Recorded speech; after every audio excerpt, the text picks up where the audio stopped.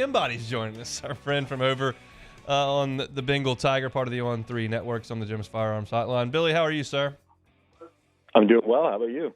Doing quite well. I think it was a good weekend for the Fighting Tiger football program, successful spring game, and obviously it was a huge recruiting push for Brian Kelly and his staff. They repainted the field, had a big old crawfish bowl. Joe Burrow was in town. So what was the scale of this weekend in terms of visitors for LSU? Yeah, this was a big one, and it always seems to be. I mean, between hosting, Joe Burrow and Ja'Marr Chase and making sure they're all taken care of, you've got to take care of the future of LSU as well, which is, these recruiting weekends. And with the spring game, there's a lot of moving parts with the team moving around. It's not like, they're in football ops and then just getting out on the practice field and recruits are kind of hanging around casually. They've got to be, in the sidelines, on the stands, and just do all of those moving pieces. But for LSU, they really knocked it out of the park. I felt like, you had DeSean McBride, the 4-star safety from Denham Springs, commit afterwards, going public with his commitment. And then you had, a 5-star in Colin Simmons, the number one edge rusher in the country, back in Baton Rouge for another visit this weekend. And he brought his mom. I thought that was critical. He got, the red carpet treatment with Burrow and Chase, and Angel Reese was helping out recruiting as well. And then they also hosted quite a few high-end prospects like 4-star tight end Caleb Odom, who came in from Georgia with his quarterback teammate Juju Lewis, who's probably, if they were doing rankings right now, he'd probably be the number one quarterback in 2026. They had a lot of Louisiana prospects like Wardell Mack on campus. They really have just, buckled in and had a lot of their top targets throughout spring on campus, and this was just the latest example of that. Let's talk about Colin Simmons from Duncanville, Texas, 6'3", 225 pounds, a top 5 player in the country based on On3's rankings. Do you think LSU's in a strong position there, and what might the timeline look like with Colin Simmons? Yeah, Colin Simmons is a player that LSU has prioritized for well over a year now, and Jamar Cain kind of helped lay the groundwork with guys like Sherman Wilson and others on staff there, Kerry Cooks, Matt House, and now John Jancic kind of taking over that recruitment, as the position coach for, Colin Simmons if he does end up at LSU. And I think LSU sits right near the top of that recruitment. I do think there's a long way to go there. I don't necessarily think he's going to make an early decision. And quite honestly, that's probably what you want if you're LSU, because they are one of, if not the top teams in his recruitment right now. And if they were to pop him early and get him on board as a commitment, you don't always want to do that and have such a big lead that you have a commitment. Other teams are chasing. They know that they have time to kind of overcome that big of a lead that you had. And so it sounds like going to take it to signing day. And a lot of these Duncanville prospects, it's a powerhouse in Texas. They just won a state championship. I think they had gone to the state championship or state semis 4 straight years. They're either going to make a decision before their senior seasons, or they're going to take a couple visits and then focus in on their senior seasons, and then go from there down the stretch with official visits before, signing early. And who knows, he could be somebody that even takes it to February. I mean, he is that highly touted. He is that highly recruited. He's going to take a bunch of visits between now and when he makes a decision. But LSU has been one of the top teams, and I think they did a great job this weekend cementing that they'll get an official visit and be right there till the end for him. We had Shea on last week, and he said, DeSean McBride from Denham is going to make his commitment over the weekend, and he'll be at LSU spring game. So it'd be quite a move for him to commit somewhere else while he was on campus at LSU. Felt pretty good about that one. He did, in fact, commit to LSU over the weekend. What kind of player is LSU getting in DeSean McBride?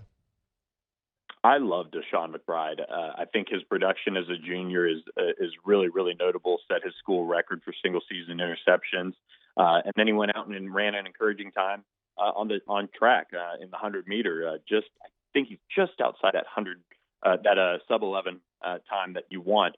But he's also 6'3", 200, and he's playing 7-on-7 every weekend.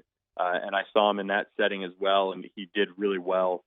So I think he's somebody that if he gave track, more time, would probably be able to break that sub-11 time that everybody really covets when it comes to defensive backs. And he's huge, 6'3", 200. I think he could play like an in-the-box safety type role. He's probably, I think, the closest thing that LSU will have to a Grant Delpit as far as style since Delpit left. Just somebody that can move down, come off the edge, play in coverage. He can do a bunch of different things. And I just think they got a terrific prospect, and they played it right. I think, he was somebody that wanted an LSU offer. He was blowing up. He's a 300 prospect for us. And they went ahead and offered. They didn't wait till camp like they did last year with Jordan Matthews or every year it just seems like a guy that kind of slips through the cracks here or there, no matter who the coach is. But they moved on DeSean McBride and got him on board, and I think it was a great move for him. Got another announcement coming up later this week with Trey'Dez Green, one of the top players in the state. In fact, ranked second in the state by On3, the tight end out of Jackson, Louisiana. Your thoughts on Trey'Dez Green? Yeah, a guy that oozes potential, and he really had a nice junior season. When you look at it overall, I think he had close to 1,000 yards receiving. Is a big guy out there at 6'6", 225 or so. He's also LSU offer in both sports. Granted, if he comes to LSU, he'll be a football player first and foremost, but quite a few schools have really recruited him for both sports. He's got finalists: Alabama, LSU, Tennessee, Texas A&M, and Miami. But it looks like LSU is going to win out here. He is a guy that, if it all comes together, really could be a day one, day two type draft pick. I mean, just his tools that he has, and if he really figures out how good he can be on the football field, LSU will be set for tight end for many, many years now, with Mason Taylor and this class they signed last year, and the tight ends that they will have on board with Trey'Dez Green and Tavion Galloway. So a really talented prospect that you want to land. He's a top 10 prospect in Louisiana. He's unanimously a top 3 prospect, and LSU is starting to kind of check one by one these top 10 prospects in Louisiana off, it seems like, and they have a real chance to sweep the top 10 in the state for On3. If they do that, they'd have to get Juwan Johnson, who had been committed to Colorado and has decommitted over the last 24 hours. Is that a good sign for the home team? Excellent sign for LSU's chances, I would say.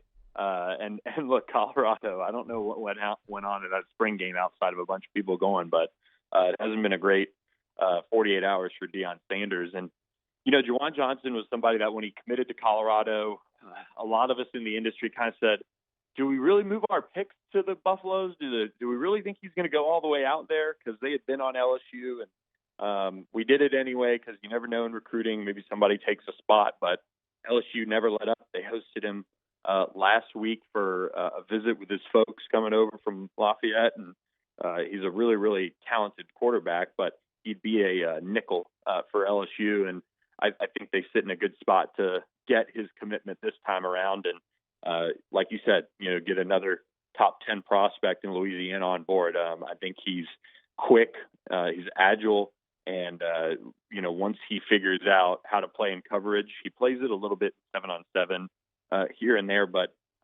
just being quarterback for LCA, he doesn't give it too much time right now, but he's got a lot of upside to be the long-term answer at nickel for LSU if he commits there. Forgive me for not being up to speed on Colorado recruiting unless they live in Lafayette, Louisiana. They've lost a couple of commits since the spring game. Was there some kind of issue? So they've seen, I think, like 3 or 4 of their top players from last year's team enter the portal. Okay. I've kind of heard some things on recruiting that, it wasn't as great of a weekend as, you might have thought with Deion, just kind of his pedigree recruiting nationally. So, and Juwan Johnson was there, and he turns around and decommits immediately. So, usually you love getting your commits on campus, but Colorado just kind of had a rough go these last 48 hours. It's going to be interesting. That I can promise you. The Deion era in Boulder is going to be interesting. Anything you saw from LSU on the field in the spring game that piqued your interest?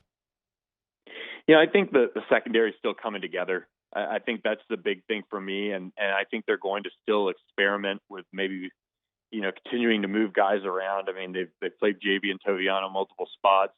We're still seeing Denver Harris continue to develop and get back to the type of player he was when he came out as a 5-star. So I think the secondary is probably the most intriguing because you also had guys out for the spring and some guys, that like a Major Burns that got nicked up and was out for the spring. And I think that position group is going to probably make or break whether LSU has like a top 20 type of defense under Matt House this year. And if they do figure it out, it'll be a pretty salty group. But that was the one group I was most interested to seeing, and still have some questions as far as just how it all looks when it comes to next season. A lot of new faces in the secondary for this Tiger club. Thanks for your time, Billy. We appreciate it.